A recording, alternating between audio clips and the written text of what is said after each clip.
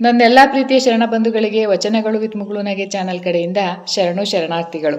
ಇಂದಿನ ವಿಡಿಯೋದಲ್ಲಿ ಇಷ್ಟಲಿಂಗ ಅದರ ಆಧ್ಯಾತ್ಮಿಕ ಆಯಾಮದ ಬಗ್ಗೆ ತಿಳಿಯೋಣ.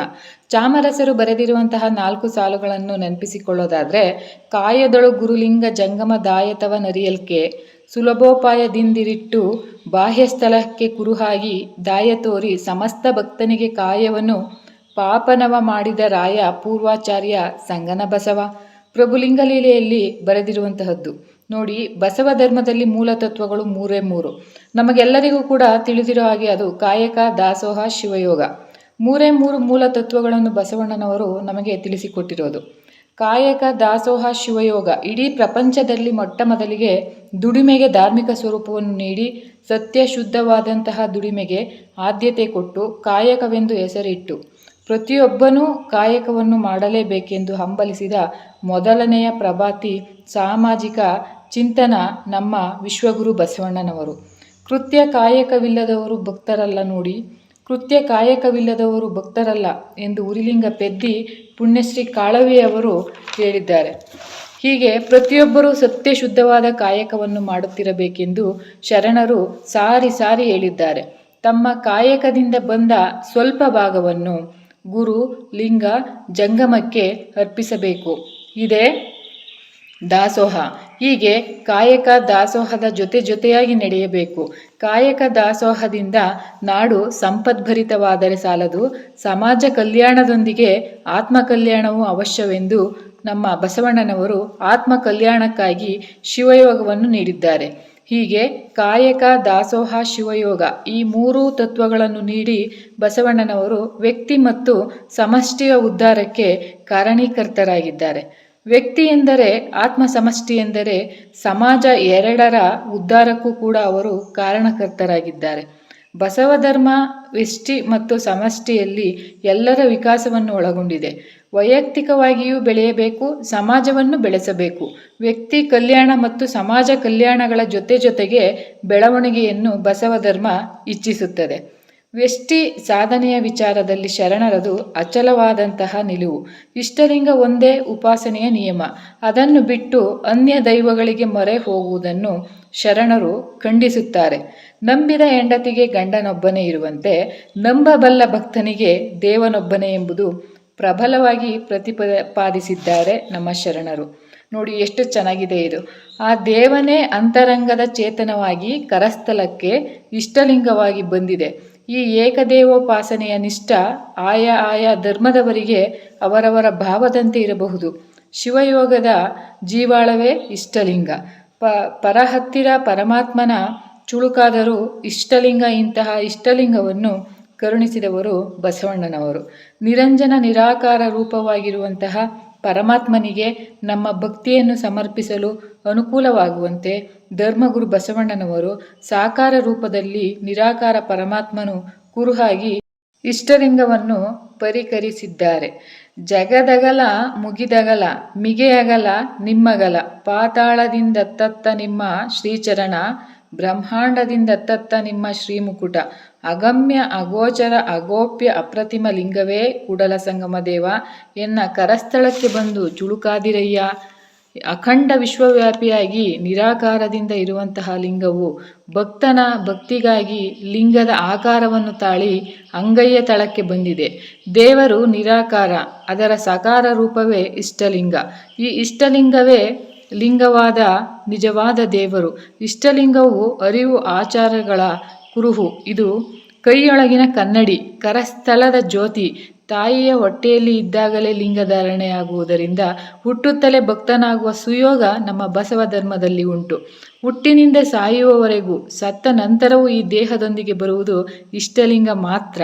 ನಾವು ಗಳಿಸಿದ ಆಸ್ತಿ ಸಂಪತ್ತು ಅಷ್ಟೇ ಯಾಕೆ, ಒಂಚೂರು ವಸ್ತ್ರ ಒಡವೆಗಳನ್ನು ಕೂಡ ಸತ್ತಾಗ ದೇಹದೊಂದಿಗೆ ಬಿಡುವುದಿಲ್ಲ. ನಿರಂತರ ಈ ದೇಹದೊಂದಿಗೆ ಬರುವುದು, ಈ ದೇಹದ ಜೊತೆಗಿದ್ದು ಈ ದೇಹದೊಂದಿಗೆ ಹೋಗುವುದು ಇಷ್ಟಲಿಂಗ ಮಾತ್ರ. ಬಸವ ಧರ್ಮದಲ್ಲಿ ಭಕ್ತ ದೇವರ ನಡುವೆ ಪೂಜಾರಿ ಎಂಬ ದಲ್ಲಾಳಿ ಇರುವುದಿಲ್ಲ. ದೇವ ಭಕ್ತನಲ್ಲಿ ನೇರವಾದ ಸಂಬಂಧ ಇದ್ದು ನಾವು ಯಾವಾಗ ಬೇಕಾದರೂ ಎಲ್ಲಿ ಬೇಕಾದರೂ ಕೂಡ ಎಷ್ಟು ಹೊತ್ತು ಬೇಕೋ ಅಷ್ಟು ಹೊತ್ತು ದೇವರೊಡನೆ ಮಾತನಾಡಬಹುದು. ಪೂಜಾರಿಯ ಅವಶ್ಯಕತೆ ಇರುವುದಿಲ್ಲ. ಅನುಸರಿಸಬಹುದು, ಅನುಭವಿಸಬಹುದು. ಇಂತಹ ವ್ಯವಸ್ಥೆ ಜಗತ್ತಿನ ಬೇರೆ ಯಾವ ಧರ್ಮದಲ್ಲೂ ಕೂಡ ಲಭ್ಯವಿಲ್ಲ ಸ್ನೇಹಿತರೆ. ನಿರ್ಮಲ ನಿಶ್ಚಲವಾದ ನೀರಿನಲ್ಲಿ ತಳ ಕಾಣುವಂತೆ ನಿರ್ಮಲ ನಿಶ್ಚಲವಾದ ಮನಸ್ಸಿನಲ್ಲಿ ದೇವನನ್ನು ಕಾಣಬಹುದು. ಕಾಯಕ ದಾಸೋಹಗಳಿಂದ ತನು ಶುದ್ಧವಾಗಿ ಮನ ನಿರ್ಮಲವಾಗುತ್ತದೆ. ಶಿವಯೋಗದಿಂದ ಮನವು ನಿಶ್ಚಲವಾಗುತ್ತದೆ. ಜಗತ್ತಿನ ಅನೇಕ ಧರ್ಮಗಳು ತಮ್ಮದೆಂದು ಆದ ಆಚಾರ ವಿಚಾರಗಳನ್ನು ಒಳಗೊಂಡು ಜೊತೆಯಲ್ಲಿ ಅವು ನಿರ್ದಿಷ್ಟವಾದಂತಹ ಸಂಕೇತಗಳನ್ನು ಹೊಂದಿವೆ. ಧರ್ಮ ಮತ್ತು ಧಾರ್ಮಿಕ ಲಾಂಛನಗಳು ಶ್ರದ್ಧೆಯ ಸಂಕೇತಗಳಾಗಿದ್ದು ಸಂಘಟನೆಗೆ ಪೂರಕವಾಗಿದೆ. ಆ ನಿಟ್ಟಿನಲ್ಲಿ ಅವು ಮಾಧ್ಯಮವಾಗಿ ಬಳಕೆಯಾಗುತ್ತವೆ. ಆಯಾ ಪಕ್ಷದವರು ಆಯಾ ಚಿಹ್ನೆಯ ಮೂಲಕವಾಗಿ ರಾಜಕಾರಣದಲ್ಲಿ ಸಂಘಟನೆಗಳಾಗುತ್ತಾರೆ. ಇಷ್ಟಲಿಂಗವೆಂದರೆ ಧಾರ್ಮಿಕ ಲಾಂಛನದ ಕುರುಹು ಹೌದು. ಸಮಾನತೆಯ ಸಂಕೇತ, ಶಿವಯೋಗದ ಸಾಧನ ಎಷ್ಟು ಅದ್ಭುತವಾಗಿದೆ ನೋಡಿ. ಇಷ್ಟಲಿಂಗ ಅಂದರೆ ಧಾರ್ಮಿಕ ಲಾಂಛನ ಹೌದು, ಅರಿವಿನ ಕುರುಹು ನಿಜ, ಸಮಾನತೆಯ ಸಂಕೇತವೂ ಕೂಡ ಹೌದು, ಹಾಗೂ ಶಿವಯೋಗದ ಸಾಧನ ಕೂಡ ಹೌದು. ನಮ್ಮ ಇಷ್ಟಲಿಂಗವೆಂದರೆ ಕನ್ನಡಿ ಇದ್ದಾಗೆ. ಕನ್ನಡಿ ನೋಡಬೇಕೆಂದು ಯಾರೂ ಕನ್ನಡಿಯನ್ನು ನೋಡುವುದಿಲ್ಲ. ಕನ್ನಡಿಯ ಮುಖಾಂತರ ನಮ್ಮ ಓರೆ ಕೋರೆಗಳನ್ನು ತಿದ್ದಿಕೊಳ್ಳುತ್ತೇವೆ. ಕನ್ನಡಿ ನೋಡುತ್ತಾ ನೋಡುತ್ತಾ ನಾವು ನಮ್ಮನ್ನು ಕಾಣುತ್ತೇವೆ. ಕನ್ನಡಿ ಎಂಬ ಭಾವವು ಅಳಿದು ಬಿಡುತ್ತದೆ. ಹಾಗೆಯೇ ಇಷ್ಟಲಿಂಗದ ಮುಖಾಂತರ ದೃಷ್ಟಿಯೋಗದಿಂದ ತದೇಕ ಚಿತ್ತದಿಂದ ಲಿಂಗವನ್ನು ನೋಡುತ್ತಾ ನೋಡುತ್ತಾ ಲಿಂಗದಲ್ಲಿ ತಲ್ಲೀನರಾಗುತ್ತೇವೆ. ಶಿವನಾಗಿ ಶಿವನನ್ನು ಪೂಜಿಸುತ್ತೇವೆ, ಅನುಭವಿಸುತ್ತೇವೆ ಮತ್ತು ಆನಂದಿಸುತ್ತೇವೆ. ಇಷ್ಟಲಿಂಗ ಜಾತಿಯ ಕುರುಹಲ್ಲ. ಲಿಂಗಾಯತ ಎಂಬುದು ಒಂದು ಜಾತಿಯಾಗಿದೆ, ಪರಿಪೂರ್ಣ ಸ್ವತಂತ್ರ ಧರ್ಮ ಆಗಿದೆ. ಇಷ್ಟಲಿಂಗ ಧರ್ಮದ ಲಾಂಛನೀಯ ಆಗಿದ್ದು ಸಮಾನತೆಯ ಸಂಕೇತವಾಗಿದೆ. ದೇವರನ್ನು ಅಪ್ಪುವವರು ಲಿಂಗಾಯತರು.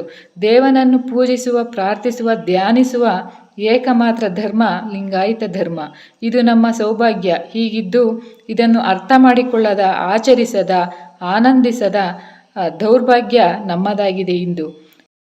ಕಂಡುದ ಹಿಡಿಯಲೊಲ್ಲದೆ ಕಾಣದುದ ಹರಸಿ ಹಿಡಿದಿಹನೆಂದರೆ ಸಿಕ್ಕನೆಂಬ ಬಳಲಿಕೆಯ ನೋಡ. ಕಂಡಹದನೆ ಕಂಡು ಗುರುಪಾದವ ಹಿಡಿದಲ್ಲಿ ಕಾಣದುದ ಕಾಣಬಹುದು ಗುಹೇಶ್ವರ. ಕಣ್ಣಿಗೆ ಕಾಣದನ್ನು ಬಿಟ್ಟು ಕಾಣದುದನ್ನು ಹುಡುಕಿ ಹಿಡಿಯುತ್ತೇವೆ ಅಂದರೆ ಅದು ಹುಚ್ಚು ಹವ್ಯಾಸ. ಅಲ್ಲಿ ಬರೀ ಆಯಾಸ, ಬಳಲಿಕೆ ಮಾತ್ರ. ಪರಮಾತ್ಮನು ನಿರ್ಗುಣ ನಿರಾಕಾರವಾಗಿರುವುದರಿಂದ ಅದು ಅವನ ಸ್ವರೂಪ. ಕಾಣದ ಪರಮಾತ್ಮನನ್ನು ಒಂದು ಉಪಾಯದಿಂದ ಕಾಣಬೇಕು. ಈಗ ಮಕ್ಕಳಿಗೆ ಗಿಡದ ಟೊಂಗೆಯ ತುದಿ ತೋರಿಸುತ್ತಾ ಚಂದ್ರನ ದರ್ಶನವನ್ನು ಮಾಡಿಸುವ ಹಾಗೆ ಕಾಣುವ ಇಷ್ಟಲಿಂಗದ ಮೂಲಕ ಕಾಣದ ಆ ಲಿಂಗವನ್ನು ಕಾಣಬೇಕು, ಅನುಭವಿಸಬೇಕು. ಹೀಗೆ ಕಾಣುವುದನ್ನು ಹಿಡಿದು ಕಾಣದುದನ್ನು ಕಾಣುವುದೇ ಜಾಣತನ. ಕಾಣುವುದೇ ದೇವರಲ್ಲ, ಕಾಣುವ ಇಷ್ಟಲಿಂಗವ ಹಿಡಿದು ಧ್ಯಾನಿಸುವ ಕಾರಣದ ಪರಮಾತ್ಮನನ್ನು ಹಿಡಿಯುವುದೇ ಶಿವಯೋಗ ಗುಹೇಶ್ವರ. ನಿರಾಕಾರ ದೇವರನ್ನು ಪೂಜಿಸಲು ಬಾರದು. ಯಾಕೆಂದರೆ ನಿರಾಕಾರ ನಿರಮಯವಾದುದು, ಭಾವಕ್ಕೆ ಬಾರದು. ಭಾವವಿಲ್ಲದೆ ಪೂಜಿಸಲಾಗದು. ಆತ್ಮಲಿಂಗವೆಂಬುದು ಆತ್ಮನ ದೇಹದ ರಹಿತವಾಗಿ ಕಾಂಬರುಂಟೆ. ಪ್ರಾಣವೇ ಲಿಂಗವೆಂಬರು. ಪ್ರಾಣ ಕಾಯವ ಬಿಟ್ಟು ಬೇರೆ ಕಾಣಬಹುದೇ ನೋಡಿ. ಮತ್ತೊಮ್ಮೆ ಹೇಳ್ತಿದ್ದೀನಿ, ಆತ್ಮಲಿಂಗವೆಂಬುದು ಆತ್ಮನ ದೇಹರಹಿತವಾಗಿ ಕಾಂಬರುಂಟೆ. ಪ್ರಾಣವೇ ಲಿಂಗವೆಂಬರು. ಪ್ರಾಣವನ ಕಾಯುವ ಬಿಟ್ಟು ಬೇರೆ ಕಾಣಬಹುದೇ. ಕಂಡಿಹನೆಂದೊಡೆ ಅದು ನಿಜವಯ್ಯ. ನಿರಾಕಾರವಾದುದು ಭಾವಕ್ಕೆ ಬಾರದು. ಭಾವಕ್ಕೆ ಬಾರದುದನ್ನು ಪೂಜಿಸಬಹುದೇ. ಆದ ಕಾರಣ ಕಾಯದ ಕರಸ್ಥಲದಲ್ಲಿ ಕ್ರಿಯಾಲಿಂಗವಿಡಿದು ನೋಡಲು ಪ್ರಾಣ ಆತ್ಮವೆಂಬುದು ಬೇರಿಲ್ಲ. ಇದ ಕಾರಣ ಇಷ್ಟಲಿಂಗವ ಬಿಟ್ಟು ಬಟ್ಟ ಬಯಲೇ ವಸ್ತುವೆಂಬ ಮಿಟ್ಟಿಯ ಬಂಟರ ನಮ್ಮ ಕೂಡಲಸಂಗನ ಶರಣರು ಮೆಚ್ಚರು. ಬಸವಧರ್ಮೀಯರಿಗೆ ಅಂದರೆ ಲಿಂಗಾಯತರಿಗೆ ಬಯಲೇ ಪರದೈವ. ಆದರೆ ಬಯಲನ್ನು ಪೂಜಿಸುವಂಥದೆಂತೋ ನಿರಾಕಾರವನ್ನು ಪೂಜಿಸಲು ಸಾಧ್ಯವಾಗದು. ಆಕಾರವಿಡಿದು ಉಪಾಸನೆ ಮಾಡಬೇಕು ಎಂದು ಉರಿಲಿಂಗ ಪೆದ್ದಿಯವರು ಹೇಳಿದ್ದಾರೆ. ಸಕಾರವಿಡಿದು ಅರ್ಚನೆ ಪೂಜೆಯ ಮಾಡಬೇಕಲ್ಲದೆ ನಿರಾಕಾರವ ನಂಬಲಾಗದು. ವಜ್ರದಲ್ಲಿ ಬಯನ ರಸಲುಂಟೆ. ಉರಿಲಿಂಗ ಪೆದ್ದಿಪ್ರಿಯ ವಿಶ್ವೇಶ್ವರ. ಸಕಾರವು ಭಾವವನ್ನು ಹರಿಸುವುದರಿಂದ ಸಾಧಕನ ಭಾವಕ್ಕೆ ತಕ್ಕಂತೆ ದೈವವು ಆಕಾರವನ್ನು ತಾಳುತ್ತದೆ. ಆದರೆ ಅದೇ ಅಂತಿಮ ಸ್ವರೂಪವಲ್ಲ. ನಿರಾಕಾರವು ಜ್ಞಾನವನ್ನು ಆಶ್ರಯಿಸುವುದರಿಂದ ಜ್ಞಾನದ ಹಂತವನ್ನು ತಲುಪಿದ ಕೂಡಲೇ ಆಕೃತಿಯು ಕರಗಿ ಹೋಗುತ್ತದೆ. ಆಕಾರವಿರುವ ವಸ್ತುವಿಗೆ ಅರ್ಚನೆ ಸಾಧ್ಯವೇ? ಹೊರತು ನಿರಾಕಾರವಾದುದಕ್ಕೆ ಅಸಾಧ್ಯ. ನಿರಾಕಾರವಾಗಿ ಸ್ವರೂಪವನ್ನು ಇಷ್ಟಲಿಂಗ ರೂಪವಾಗಿ ಸೃಷ್ಟಿಸಿ ಧರ್ಮಗುರು ಬಸವಣ್ಣನವರು ಜನರಿಗೆ ಸಹಕಾರ ದೇವರನ್ನು ತಲುಪಿಸಿದ್ದಾರೆ. ಅದ್ವೈತಿಗಳು ನಿರಾಕಾರವನ್ನು ಪರಮ ಸತ್ಯವೆಂದು, ದ್ವೈತಿಗಳು ಕೇವಲ ಸಾಕಾರವನ್ನು ಪರಮ ಸತ್ಯವೆಂದು ಪ್ರತಿಪಾದಿಸುತ್ತಾರೆ. ಆದರೆ ಲಿಂಗಾಯತ ಧರ್ಮವು ಆ ಪರಮಾತ್ಮನನ್ನು ನಿರಾಕಾರ ಮತ್ತು ಸಾಕಾರ ಎರಡು ರೂಪದಿಂದ ಪ್ರತಿಪಾದಿಸುತ್ತಾರೆ. ಆತ್ಮ ಸಾಕ್ಷಾತ್ಕಾರ ಮಾಡಿಕೊಳ್ಳಬೇಕಾದರೆ ಸಕಾರ ಸಾಧನೆಯ ಮೂಲಕವೇ ನಿರಾಕಾರ ಅನುಭವಿಸಬೇಕು. ಭಕ್ತಿ ಮತ್ತು ಜ್ಞಾನಗಳೆರಡೂ ಕೂಡ ಪರಮಾತ್ಮನ ಸಾಕ್ಷಾತ್ಕಾರಕ್ಕೆ ಅವಶ್ಯಕವಾದುದರಿಂದ ಸಕಾರ ಮತ್ತು ನಿರಾಕಾರ ಎರಡನ್ನೂ ಕೂಡ ನಾವು ಒಪ್ಪಬೇಕಾಗುತ್ತದೆ. ಜ್ಞಾನಕ್ಕೆ ವಿಷಯವಾದಾಗ ಆಕಾರವಾಗಿಯೂ ಮತ್ತು ಭಕ್ತಿಗೆ ವಿಷಯವಾದಾಗ ಸಕಾರವಾಗಿಯೂ ಆಗುತ್ತದೆ ನೋಡಿ. ಬಸವಣ್ಣನವರು ಒಂದು ಕಡೆ ಹೇಳ್ತಾರೆ, ಅಯ್ಯ ನೀನು ನಿರಾಕಾರವಾಗಿದ್ದಲ್ಲಿ ನಾನು ಜ್ಞಾನವೆಂಬ ವಾಹನವಾಗಿರ್ದೆ ಕಾಣ. ಸಮಯ ನಿರಾಕಾರ ಗಡಿಯಾರ ಸಕಾರ, ಬೆಳಗನ್ನು ನಿರಾಕಾರ ದೀಪ ಸಕಾರ, ರುಚಿ ನಿರಾಕಾರ ಫಲವು ಸಕಾರ, ಜ್ಞಾನವು ನಿರಾಕಾರ ಪುಸ್ತಕ ಸಕಾರ. ನಿರಾಕಾರವಾದ ನೀರು ಮಂಜುಗಡ್ಡೆಯಾದಾಗ ಸಕಾರವಾಗಿ ಆಗುತ್ತದೆ.